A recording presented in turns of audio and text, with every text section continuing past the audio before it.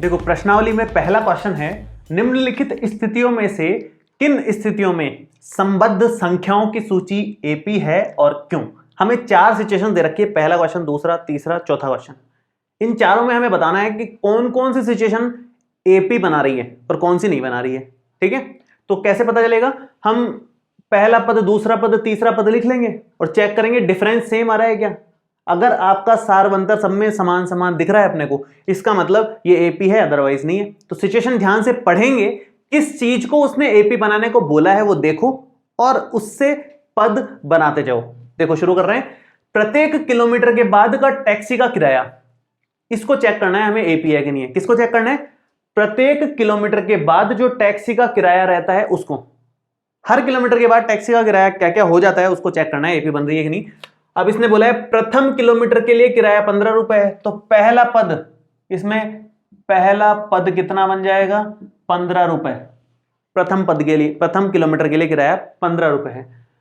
और प्रत्येक अतिरिक्त किलोमीटर के लिए किराया 8 रुपए है। मतलब अब आगे जितने किलोमीटर चलेंगे 8-8 रुपए बढ़ते जाएंगे। जैसे दूसरे किलोमीटर, 2 किलोमीटर चलने के लिए दूसरा पद, दूसरे पद में क्या लोगे आप? 2 किलोमीटर का किराया, 2 किलोमीटर का किराया, 2 किलोमीटर का किराया आएगा यहां पर। तो 1 किलोमीटर का तो 15 रुपए और बाकी फिर 8 रुपए हर 1 किलोमीटर का। तो कितना हो गया इसका? 23 रुपए। तीसरा पद निकाल लो। तीसरा पद अगर आप निकालते हो तो वो आएगा पहले किलोमीटर का 15, आगे हर किलोमीटर के 8-8 रुपए हैं, तो 23 और 8 मतलब ये हो जाएगा 31। आप नोटिस करोगे डिफरेंस सेम है। प्रथम पद मतलब ये A1 है, ये हमारा A2 है और ये हमारा A3 है। आप D निकाल के देखो, आप A2 माइनस A1, D निकाल के देखो, A2 माइनस A1 का मान आएगा 23 माइनस 15 मतलब 8। D निकाल के देखो A3 माइनस A2 जो कि 31 माइनस 23 बराबर 8 ही आएगा। अतः ये D का मान समान होने के कारण क्या मानी जाएगी? एपी मानी जाएगी। ये इस तरह से बनेगी 15, 23, 31। मैं बना के भी दिखा देता हूं। 15 फिर 23 फिर 31 फिर और 8 जोड़ोगे 39, इस तरह से बढ़ता जाएगा। 1 किलोमीटर का किराया, टोटल 2 किलोमीटर का किराया, टोटल 3 किलोमीटर जाना है तो उसका किराया, 4 किलोमीटर जाना है तो उसका किराया, इस तरह से चल रहा है। ठीक है, आगे बढ़ते हैं। चलो नेक्स्ट है, किसी बेलन में उपस्थित हवा की मात्रा। इसको क्या बोलते हैं? हवा की मात्रा मतलब क्या? हवा की मात्रा का मतलब है आयतन की बात चल रही है। आयतन की बात चल रही है। किसी बेलन में उपस्थित हवा की मात्रा मतलब आयतन की बात चल रही है। जब तो हमें आयतन को बनाते जाना है। उसके पद, पहला पद, इसमें भी आयतन आएगा, दूसरे पद में भी आयतन आएगा। यहां तो किराया आया था, यहां आयतन की बात चल रही है। जबकि वायु निकालने वाला पंप प्रत्येक बार बेलन की शेष हवा का 1/4 भाग बाहर निकाल देता है। हवा निकालने वाला पंप लगा रखा है एक बेलन में, हवा निकालने वाला पंप लगा रखा है। ये बेलन है, मान लो इसमें हवा भरी हुई है, यहां से हवा निकालने वाला पंप लगाया हुआ है। पंप लेकिन 1/4 हिस्सा ही एक बार में निकालता है। पंप में यूं खींचा पंप ने तो 1/4 हिस्सा उसने बाहर निकाल दिया, 3/4 हिस्सा भी है उसके अंदर। 1/4 मतलब 1/4 हिस्सा बाहर निकाला है अभी तक, है ना।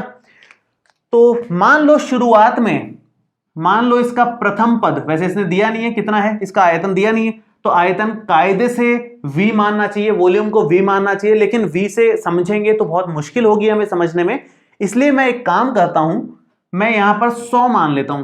प्रथम पद को 100 मान लेता हूं, माना 100 है ना।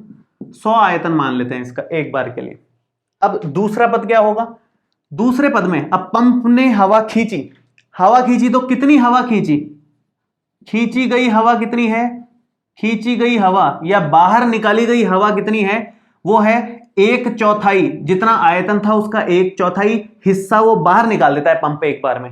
मतलब 100/4 करोगे तो आप 25 आएगा। 1/4 मतलब 1/4 से गुणा कर दो आप, तो 25 तो उसने बाहर निकाल दी। कितनी बची?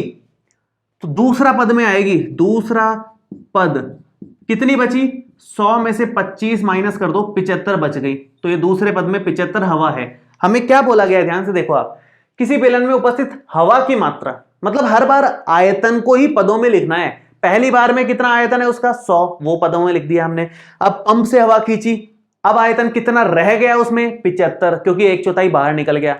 अब फिर से इसका 1/4, फिर से पंप से हवा खींची, एक चौथाई फिर से बाहर निकलेगा, तो बाहर निकली गई हवा या खींची गई हवा, बाहर निकाली गई हवा कितनी होगी, बाहर निकाली गई हवा होगी 75 का एक चौथाई कर दो आप, मतलब ये 75/4 हो जाएगा। ये अगर बाहर निकाल दिया तो तीसरा पद कितना आएगा, तीसरा पद आप देखो कितना बनेगा, तीसरा पद बनेगा 75 में से एक चौथाई तो उन्होंने बाहर निकाल दिया, जो बचा वो यहां पर एलसीएम से मिल जाएगा, 4 यहां पर एलसीएम आ रहा है, 75 को 4 से गुणा करोगे तो 300 आता है, 300 माइनस 75 ये 225/4 बन रहा है। तीसरा पद ये आया हमारा। तो प्रथम पद हमारे पास ये है, दूसरा हमारे पास 75 है, तीसरा हमारे पास 225/4 है। इतने से पता चल जाएगा कि एपी बन रही है कि नहीं बन रही है। देखो कैसे, सबसे पहले तो आप प्रथम दूसरे पद में से प्रथम पद को माइनस करके डी निकाल लो। डी कैसे होता है, a2 माइनस a1,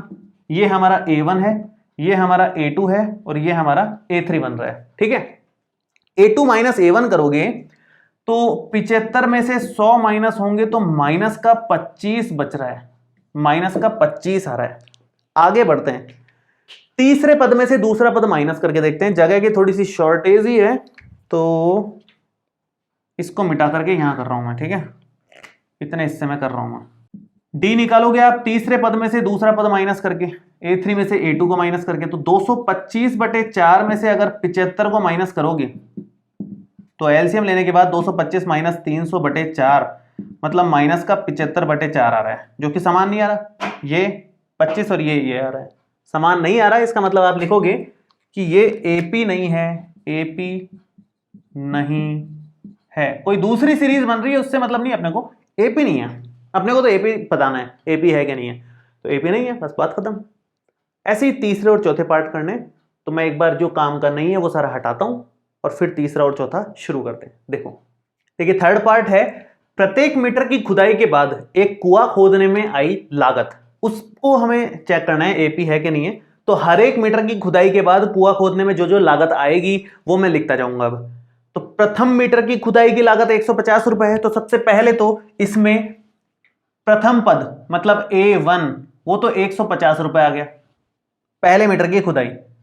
A2 का मतलब है 2 मीटर खुदाई के बाद टोटल कितने रुपए लगेंगे, 2 मीटर की खुदाई के बाद देखो प्रथम मीटर की खुदाई की लागत तो 150 रुपए है, उसके आगे बाद में प्रत्येक मीटर की खुदाई की लागत 50 रुपए बढ़ती जाती है।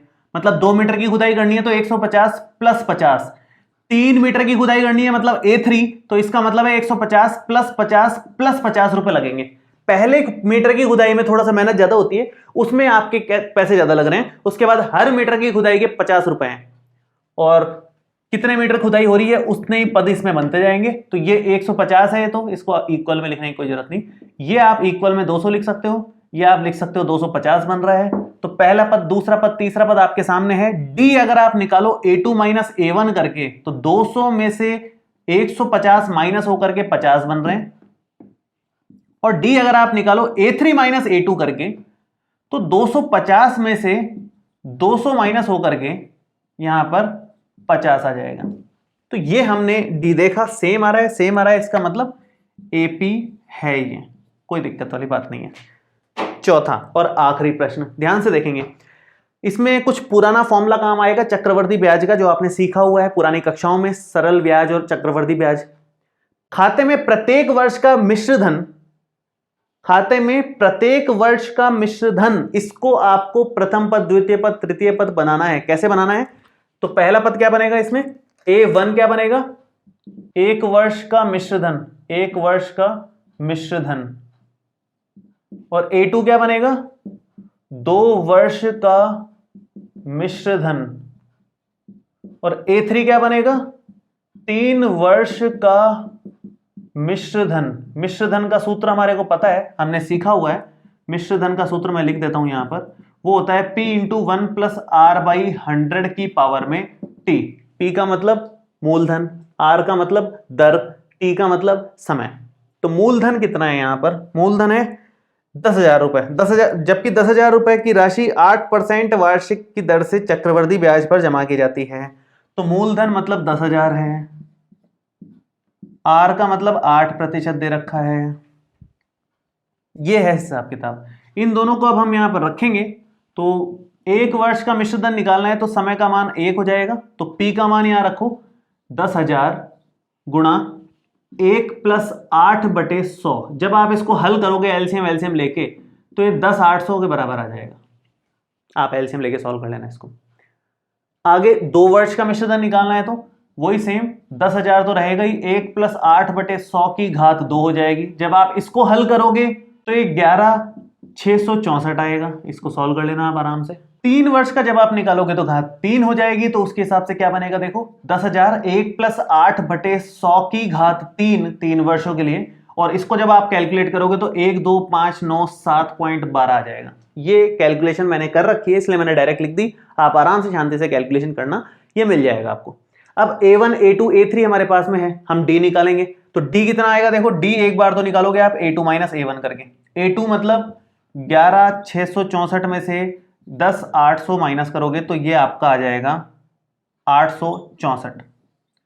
ये बन गया एक तो, ठीक है। दूसरा D निकालोगे आप A3 - A2 करके। A3 का मतलब क्या है, 12,597.12 में से माइनस करोगे 11,664 को, तो ये आपका 933.12 आएगा। ये भी मैंने कैलकुलेट कर रखा है इसलिए मैंने फास्ट कर दिया। आप आराम से कैलकुलेट करना। डी का मान समान नहीं आएगा, डी का मान समान नहीं आएगा, इसका मतलब ये एपी नहीं है, एपी नहीं है।